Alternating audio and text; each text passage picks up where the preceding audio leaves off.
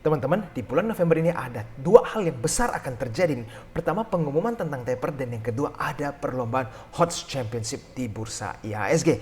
Jadi, kira-kira strategi bagaimana? Jangan kemana-mana, nonton video ini sampai selesai ya, and stay tuned.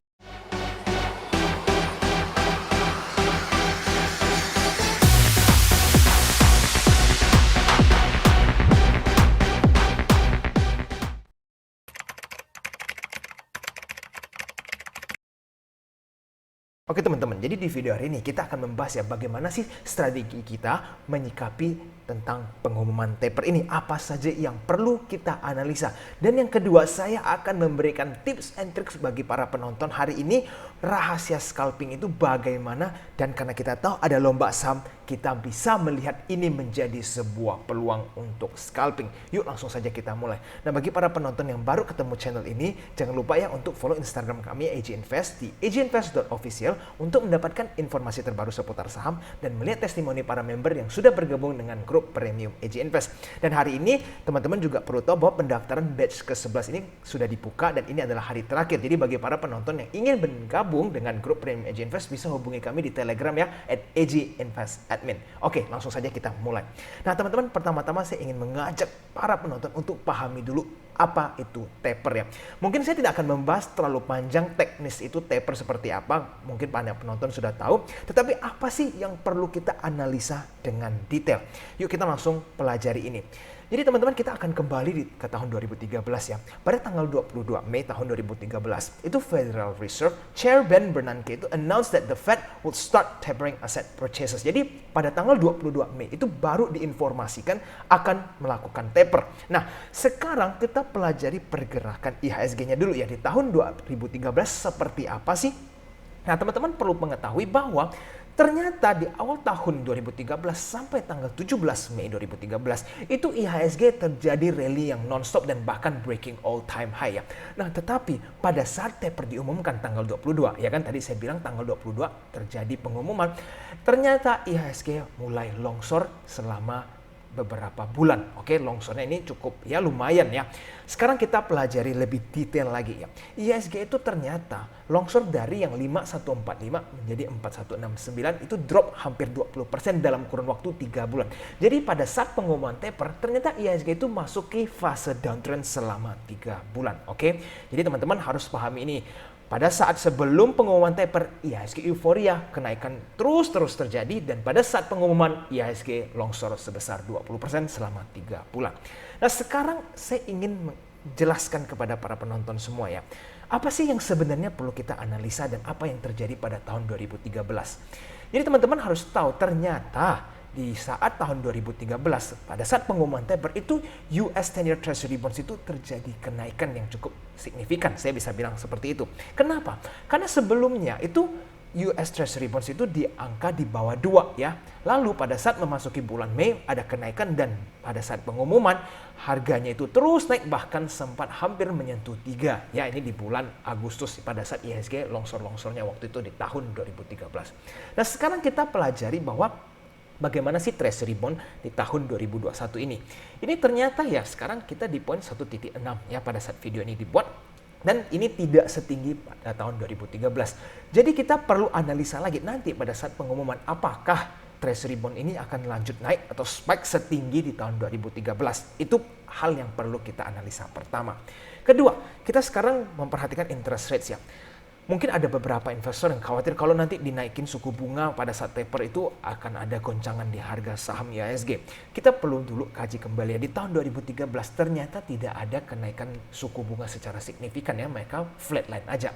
Berarti sekarang di tahun 2021 kita tidak perlu terlalu panik ya. Bahwa ternyata pada saat pengumuman taper toh interest rates juga masih santai-santai saja. Bahkan kenaikannya itu terjadi ya di 2015 akhir dan 2016 seterusnya ya baru terjadi kenaikan suku bunga. Jadi nanti pada saat pengumuman taper dua hal yang paling penting perlu kita analisa. Yang pertama interest rates. Kalau mereka stay flat so nothing change, dan kita perlu perhatikan dengan jelas US 10-year Treasury Bonds-nya. Kalau seumpamanya pada saat pengumuman dan kenaikan Treasury Bonds ya nggak sampai se-ekstrim tahun 2013, maka IHSG kemungkinan besar akan aman-aman saja.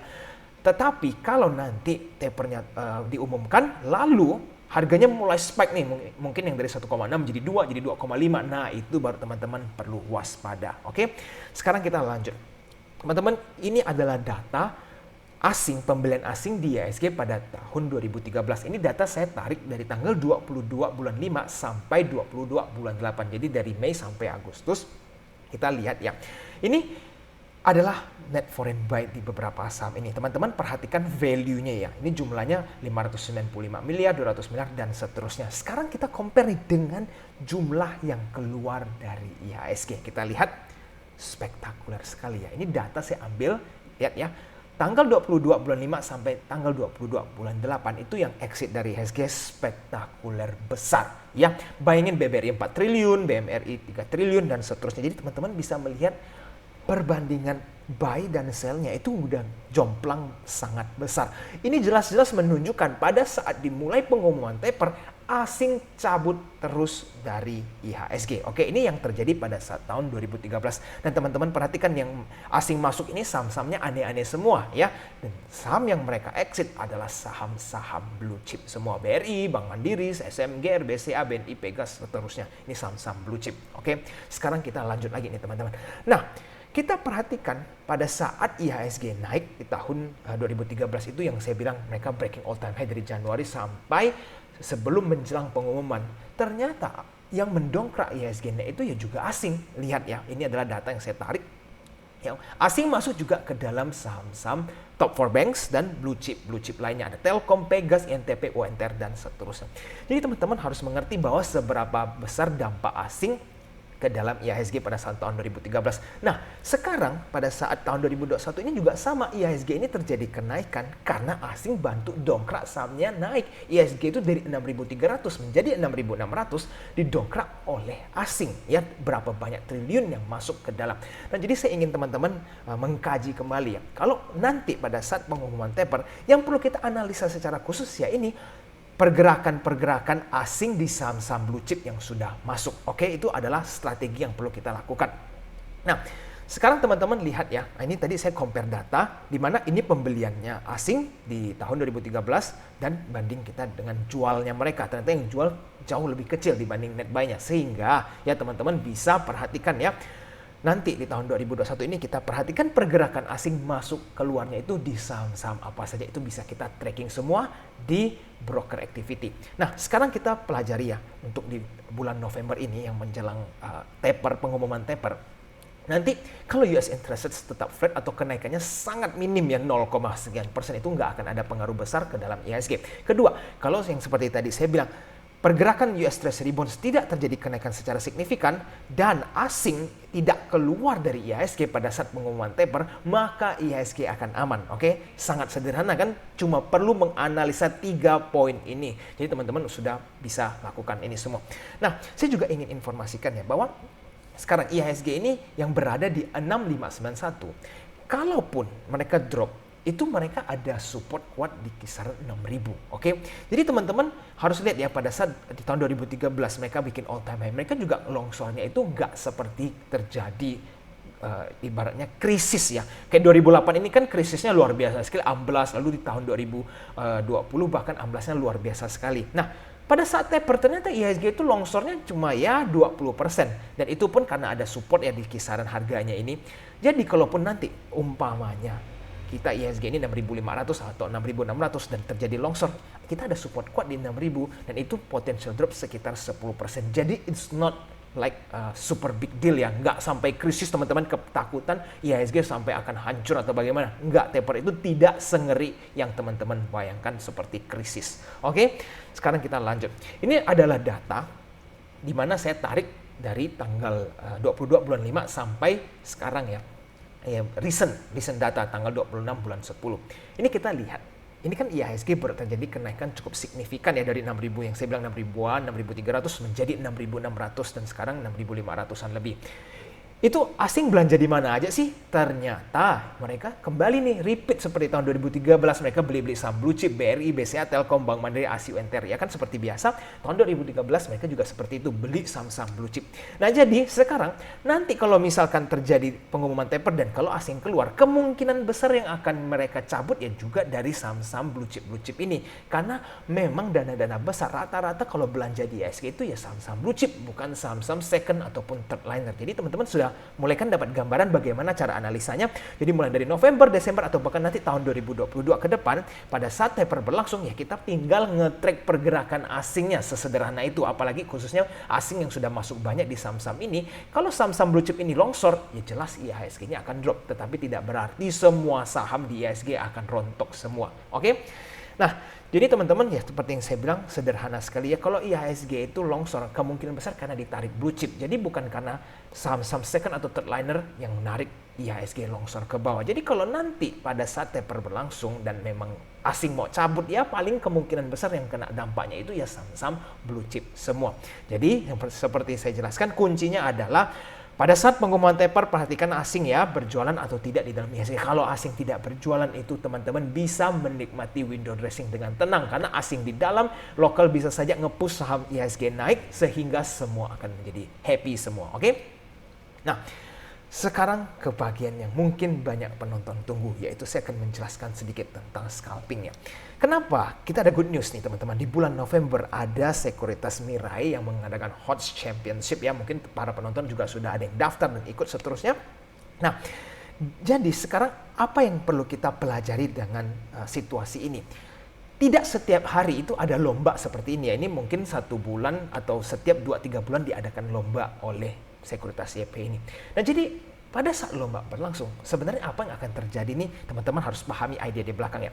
Akan banyak muncul scalper-scalper yang mencoba untuk ya fast trading di dalam saham ya. Karena mereka kepingin berlomba-lomba untuk mendapatkan uang ya kan. Mereka kan kalau menang juara dapat uang, mereka akan masuk ya ingin cepat-cepat cuan ya, setiap hari mau dapetin cuan sehingga saham-saham second dan third liner akan menjadi opsi yang cocok buat mereka scalping kan karena lebih gampang mendapatkan profit di saham-saham gorengan dibanding saham-saham blue chip.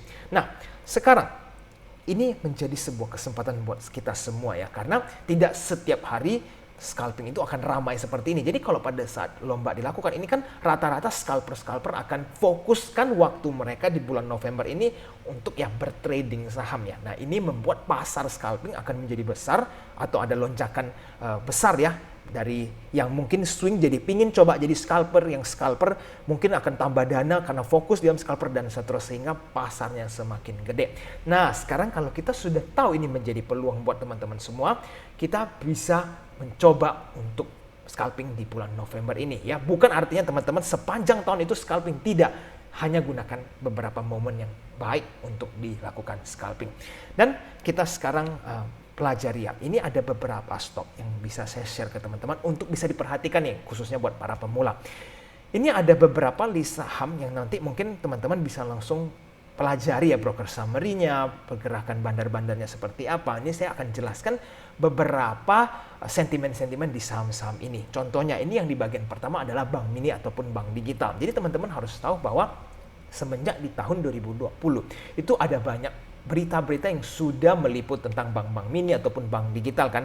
Konsepnya adalah mereka perlu tambah dana supaya bisa menjadi bank digital ya. Kira-kira seperti itu. Nah, jadi ini mereka bandar-bandar sudah banyak goreng-goreng saham di bank mini ataupun bank digital. Sehingga ada potensi lagi nih. Karena sebelumnya berhasil, jadi di tahun 2021 ini mereka seringkali ya menggunakan saham-saham ini untuk dilakukan ajang fast trading.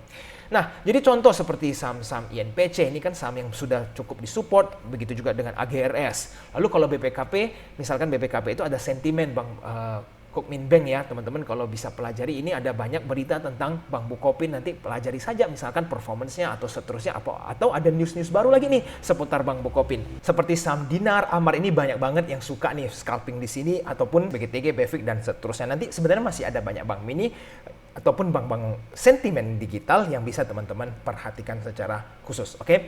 Nah, sekarang yang kedua ini adalah beberapa gabungan saham ya, seperti contoh Temas. Temas ini sentimennya ya perkapalan ya kan, kalau Temas kan kontainer. Tapi kalau teman-teman perhatikan di sektor perkapalan, contoh seperti SMDR ataupun Soci ataupun Wins, itu kalau mereka ada sentimen baik, misalkan LK-nya bagus dan seterusnya, ini Temas juga ada potensi dilakukan fast trade oleh para bandar-bandar, oke? Ataupun yang ikutan lomba. Lalu berikutnya ada film yang kita tahu ada sentimen Tencent dan juga direkturnya itu beli sahamnya sendiri. Jadi banyak sentimen nih. Kalau nanti tiba-tiba sahamnya rally, itu bisa saja retail-retail langsung ikut di belakang. Berpotensi ya, bukan pasti ya teman-teman. Ada Swat Ikan, Toys Luck, Kabak. Ini semua saham-saham gorengan yang sangat berbahaya tetapi bisa memberikan teman-teman potensi profit kalau dilakukan dengan tepat. Oke? Dan teman-teman harus tahu bahwa resiko di dalam saham goreng itu jauh lebih besar dibanding membeli saham-saham blue chip. Nah, saya ingin mengatakan sesuatu ya teman-teman, dan ini perlu teman-teman rekam dengan baik-baik ya.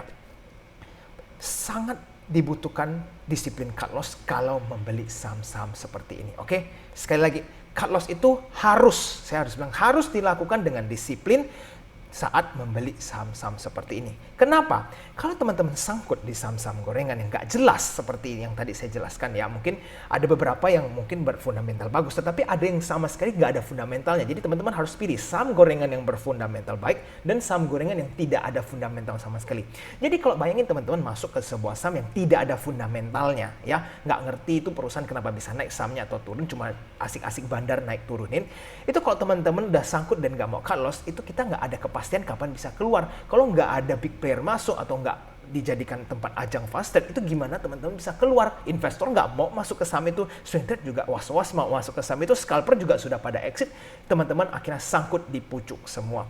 Kalau misalkan saham blue chip itu setiap quarter ada bisa edit sentimen ya, karena kalau laporan keuangan bagus bisa dibicarakan di media dan seterusnya, sahamnya ada potensi naik. Tetapi kalau saham gorengan, laporan keuangannya belum tentu jelas ya kan, lalu bandar kalau sudah profit di saham itu ya mereka bisa exit main di tempat lain. Jadi teman-teman yang nggak mau cut loss akhirnya menjadi penunggu saham ya, artinya nunggu akhirnya makin loss makin dalam karena teman-teman tidak mau cut loss yang awalnya bisa cut loss kecil menjadi cut loss makin dalam. Nah ini harus sangat hati-hati. Jadi kalau para penonton yang beginner khususnya itu sudah harus berani cut loss di dalam saham-saham gorengan dengan cepat ya.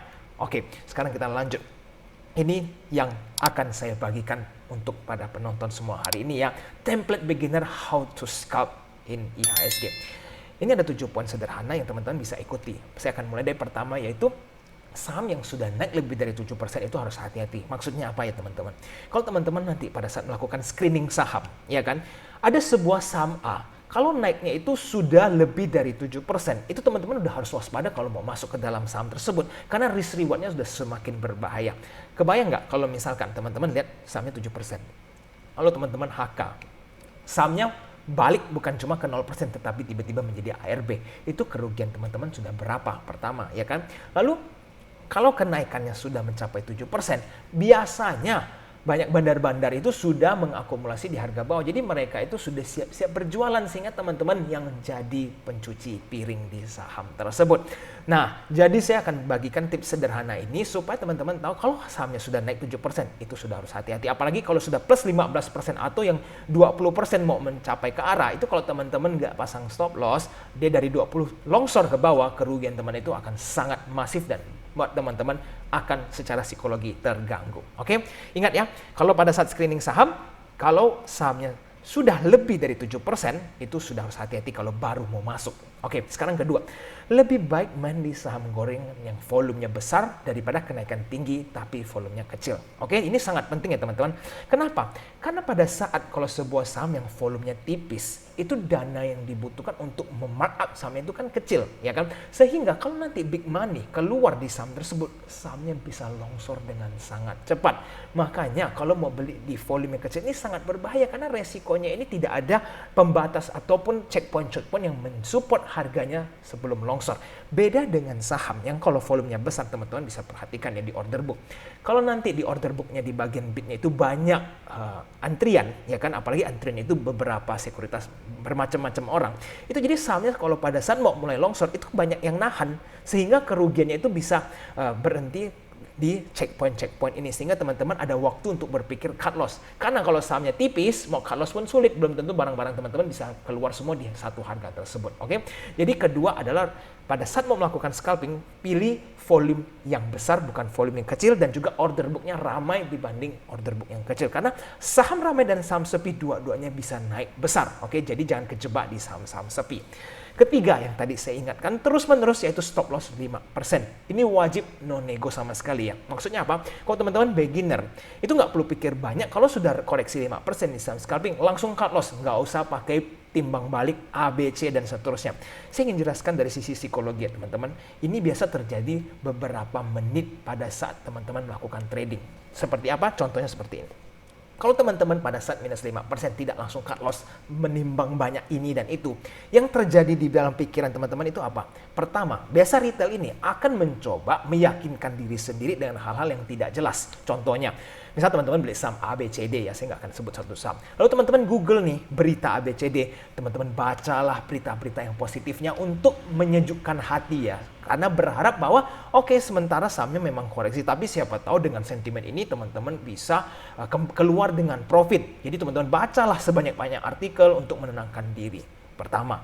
Nah ini kalau teman-teman lakukan ini dan tidak mau cut loss, nanti sahamnya akan berpotensi ya merugikan teman-teman semakin besar. Ya, ini adalah hal pertama, yaitu teman-teman akan mencari cara untuk menyejukkan diri. Kedua, pada saat nanti sahamnya ini sudah koreksi dari 5% menjadi 6% contoh. Teman-teman kan pasti akan mempunyai hesitasi. Waduh, dia udah kelewatan 6%. Nanti saya mau tunggu lagi nih, siapa tahu nanti ada sedikit rebound menjadi minus 4, saya baru exit. Jadi teman-teman mikir ini lagi nih. Ini terjadi cuma beberapa detik loh ya teman-teman. Nah, jadi nggak jadi cut loss lagi, nunggu lagi. Jadi yang sahamnya tadi bisa cut loss di 5%, sekarang 6% teman-teman tunggu kan, berharap kalau dia ada rebound kecil keluar. Apa yang terjadi? Kebanyakan biasanya nggak terjadi rebound, mereka makin longsor menjadi 7%. Nanti pada saat sudah 7, 8, 9% teman-teman jadi galau. Karena kenapa? Alasannya, waduh kalau cut loss udah terlalu dalam, jadi saya tunggu aja deh, sekaligus siapa tahu jadi investor di saham nggak jelas ini. Itu semakin parah. Kenapa? Nanti kalau sahamnya lanjut longsor, jadi dari minus 10 menjadi minus 20%, ya kan? Itu teman-teman akan panik sell karena sudah takut yang nanti 20% makin longsor lagi gimana nih? Jadi teman-teman akhirnya cut loss di 20%. Nah, pada saat cut loss apa yang terjadi? Beberapa menit atau beberapa hari kemudian sahamnya rebound. Nah, ini membuat psikologi teman-teman akan langsung rusak semua dan mau bikin scalping di saham selanjutnya juga udah ketakutan karena takut melakukan kesalahan seperti ini. Makanya saya bilang untuk para pemula, kalau sudah ketemu 5%, nggak usah banyak analisa lagi, langsung cut loss ya. Karena kalau mau lanjut analisa lagi ini dan itu butuh waktu yang cepat buat mengambil keputusan, dan kalau teman-teman masih belum mahir, semuanya bisa hancur. Oke? Jadi ingat, 5% cut loss, no nego. Berikutnya adalah take profit berkala. Ini strategi yang sangat perlu dilakukan ya teman-teman.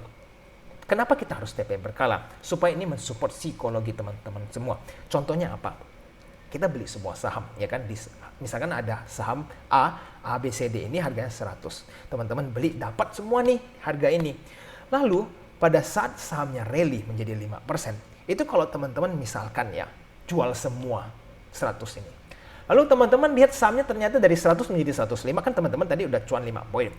Kok habis dijual naik lagi nih 106, 107, 108 sampai 110. Ini contoh. Itu nanti pada saat sahamnya 110, lalu teman-teman pelajari broker summary dan macam-macam, lihat oh masih ada akumulasi nih atau masih ada bandar. Lalu teman-teman kepancing kan untuk belanja sahamnya lagi. Rata-rata apa? Yang terjadi adalah profit teman-teman yang dapat dari 100 dan jual di 105 ini bisa tergerus karena beli lagi di 110 lalu sahamnya tiba-tiba longsor. Akhirnya teman-teman mau mendapatkan ekstra cuan malah dirampok balik sama bandarnya, yang tadinya cuan bisa menjadi rugi. Itu kenapa TP berkala ini mensupport secara psikologis ya sebenarnya teman-teman. Jadi teman-teman jual berkala, misalkan tadi beli di 100 itu ya jual dulu 30% di harga 105. Nanti kalau dia naik lagi 107, jual lagi 30%. Kalau dia naik 110, jual lagi sampai habis. Jadi teman-teman potensi untuk profit berkala dan profitnya bisa dapatkan yang lebih tinggi.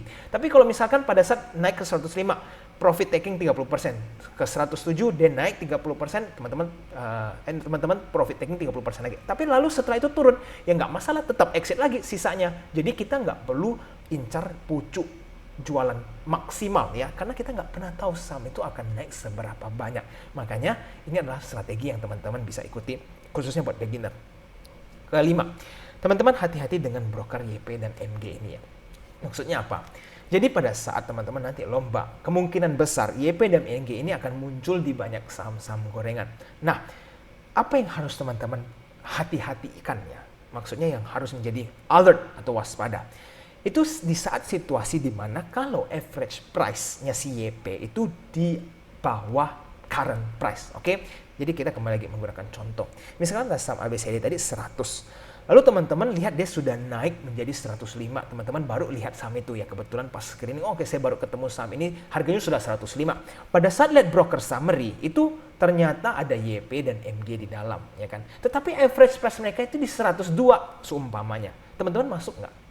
Ya ini harus hati-hati. Kenapa? Kalau teman-teman masuk di harga 105 itu dengan mereka average price yang 102, mereka sekali guyur, mereka sudah untung, teman-teman sangkut di atas karena average price mereka di bawah saham tersebut. Nah, beda kalau saat teman-teman lihat sebuah saham, ya kan, dia di 105, tetapi ternyata average price-nya YP ataupun MG itu di dekat-dekatnya di 105 atau bahkan di atas di 106 atau 107, itu potensi teman-teman risk reward-nya lebih baik. Kenapa? Karena YP dan MG ini average price-nya tinggi, barang mereka masih banyak, mereka masih ada kepentingan untuk nge-push harga sahamnya naik.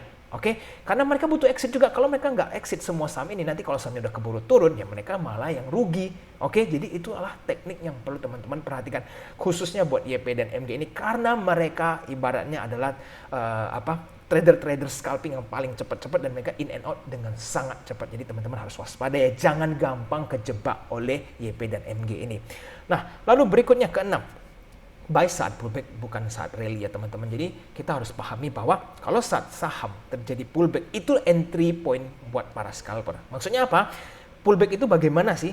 Misalnya tadi saya gunakan lagi ya, saham ABCD harga 100, dia naik sampai 105. Lalu tiba-tiba koreksi kecil menjadi 103. Itu adalah kesempatan buat teman-teman entry. Bukan pada saat dia naik dari 100 menjadi 105, lalu teman-teman HK sahamnya karena teman-teman mikir dia akan lanjut naik.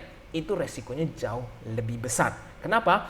Ya, karena kalau pada saat pullback itu kan bandar-bandar mereka sempat exit ya, karena mereka exit sahamnya terjadi koreksi. Nah, disitulah teman-teman pelajari broker summary-nya. Kalau broker summary-nya ternyata barang mereka masih tersisa, mereka harus nge-push lagi harga sahamnya. Di situ teman-teman ada kesempatan jendela kecil untuk masuk ke dalam saham tersebut. Oke? Jadi buy saat pullback. Dan yang ketujuh teman-teman, jangan scalping di 5 saham sekaligus. Ini saya kasih bold semua karena saya ingin menjelaskan bahwa kalau teman-teman beginner ataupun bahkan sampai intermediate, itu jangan coba buat screening fast trade 5 saham sekaligus. Itu bagaimana cara teman-teman pelajari broker summary-nya ataupun pergerakan bandarnya secara live ya. Bayangin melihat satu saham aja sudah capek sekali, sudah sangat stres dan very hard ya, very difficult untuk dilakukan.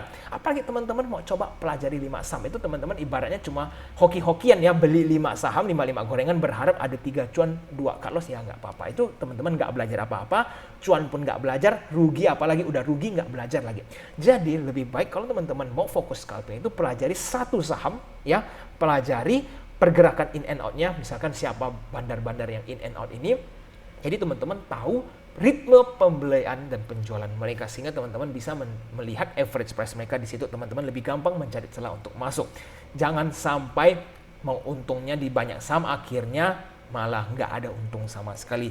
Ya, kira-kira seperti itu. Jadi ini adalah 7 poin yang saya share untuk teman-teman semua. Kalau teman-teman ikutin ini, saya harapkan result dari teman-teman melakukan scalping bisa jauh lebih baik. Oke? Nah, jadi teman-teman saya ingin menjelaskan sesuatu ya, supaya membuka pikiran teman-teman sedikit. Semua trader ya, ataupun para mungkin yang ikut lomba itu kan semuanya kepingin menang. Nggak ada sih orang yang mau ikut lomba maunya kalah, bagi-bagi duit di dalam, itu nggak ada. Jadi semua trader itu mau cuan. Tapi nggak semua orang bisa cuan di dalam saham. Kenapa? Karena saham itu kan adalah zero sum game. Yang dimaksudkan adalah di mana kalau ada orang yang profit, berarti harus ada orang yang loss. Karena orang yang loss itu uangnya diambil sama yang profit. Selesai, sesederhana itu. Jadi contoh ada 1.000 orang yang mau fast trade di saham ABCD tadi.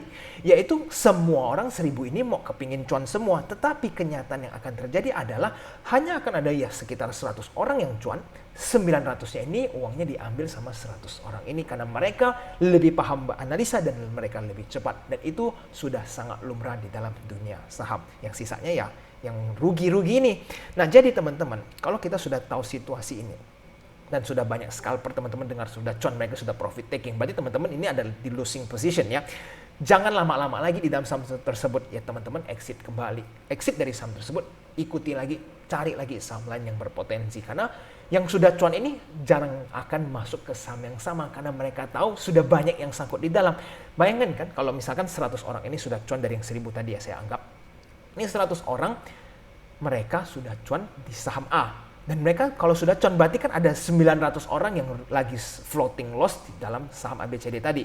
Ya mereka ngapain pilih saham itu? Udah ada 900 orang sangkut di saham tersebut. Mereka akan pilih lagi saham-saham yang sepi, orang-orang yang sangkut. Jadi strateginya pasti mereka lakukan seperti ini. Sehingga kalau teman-teman yang nggak mau move on dari saham ini berharap-harap sahamnya naik, ya teman-teman jadi penunggu saham ABCD tadi. Karena nggak ada bandar sudah cuan semua, ya teman-teman semua sisa-sisanya ini yang sangkut-sangkut dan nggak tahu kapan bisa keluar. Ya jadi selalu harus berani untuk cut loss dan move on, ikuti lagi karena teman-teman kalau cepat cut loss, teman-teman akan lebih cepat screening saham baru dan mengikuti bandar selanjutnya supaya teman-teman ada potensi untuk mendapatkan profit.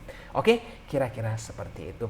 Nah, jadi teman-teman untuk saat ini saya ingin kasih tahu fun fact juga ya. Ini membuka pikiran teman-teman sekalian. Saya ingin sharingkan bahwa hal yang sedang terjadi sekarang di dunia scalping ya. Mereka kan mungkin banyak teman-teman perhatikan bahwa teman-teman belajar ataupun diajarkan untuk mengikuti satu sekuritas. Contoh saya gunakan broker AA ya. Ini AA nggak ada tapi ini cuma sebagai contoh. Misal teman-teman belajar atau diajarkan untuk ngikutin AA nih. AA kemana ikut saja. Tahu nggak teman-teman? Jika teman-teman sebagai follower only ya di sekuritas AA ini. Teman-teman kan sudah tahu kalau namanya follower pasti satu langkah di belakang, ya kan? Jadi contoh AA beli saham A, teman-teman ikut. Maka sekarang yang ingin saya sadarkan ke teman-teman adalah broker AA ini pada saat beli saham lalu teman-teman belanja sahamnya karena ikutin dia. Teman-teman kan berarti beli barang yang mereka jualan. Jadi kalau saat nanti AA berjualan dan teman-teman beli sahamnya, itu mereka sudah profit, teman-teman baru mulai ambil posisi. Jadi maksudnya apa? Kalau teman-teman melihat AA ini akumulasi besar, ya kan? Misalnya 1 miliar atau 2 miliar. Lalu sahamnya sudah naik dan teman-teman ikut cuma satu sekuritas ini. Berarti teman-teman tuh cuma diminta untuk jadi cuci piring, ya kan? Ya dong, kenapa nggak cuci piring? Teman-teman cuma lihat satu sekuritas, nggak mikirin sekuritas-sekuritas lain, lalu teman-teman langsung main ikuti saja.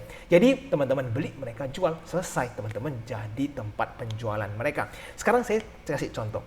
Misalkan AA ini, mereka beli, lalu market nggak ngikut. Contoh ya, AA beli di saham ABCD tadi, market nggak ngikut, ya kan? Jadi dia numpuk nih sahamnya. Lalu ternyata di dalam saham ABCD ada bandar BB yang jualan. Saham AA harus nampung, ya kan? Jadi dia udah habis HK, sahamnya ditampung, lalu diguyur sama bandar yang sebelum mereka beli, yaitu saham bisa saja broker BB ataupun seterusnya. Akhirnya apa? AA yang tadi mau mengakumulasi jadi kesulitan kan, karena retail nggak ngikut saham AA ini.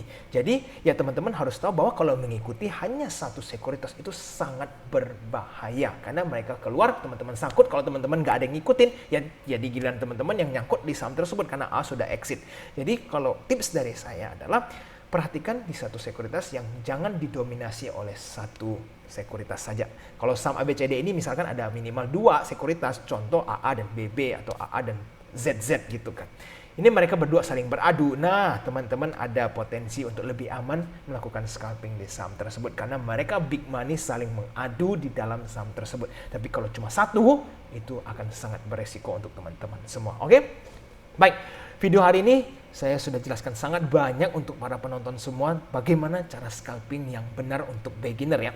Semoga bermanfaat dan teman-teman mulai dari November bisa coba ya melakukan scalping, lihat mempelajari seberapa effort yang perlu dikeluarkan untuk melakukan scalping. Nah, jadi nanti pada saat November, misalkan teman-teman coba scalping dan ternyata teman-teman capek banget ya, artinya setiap hari harus mantengin ini, broker summary ini, ikutin bandar A, ikutin bandar B, lalu menjadi stres. Berarti pada saat nanti selesai ajang lomba, itu ya teman-teman harus mengambil sebuah keputusan apakah cocok untuk menjadi scalper atau lebih cocok menjadi swing ataupun investor. Kenapa? Karena kalau teman-teman sudah mencoba pada saat momen paling ramai ya scalping dan teman-teman ngerasa nggak cocok, berarti nanti pada saat sahamnya lagi sepi atau nggak ada lomba, itu teman-teman kalau scalping ya ibaratnya waste time karena you guys itu ibaratnya melakukan sesuatu yang bukan bakatnya teman-teman. Karena teman-teman sudah coba kan di pas lomba itu market lagi ramai scalpingnya.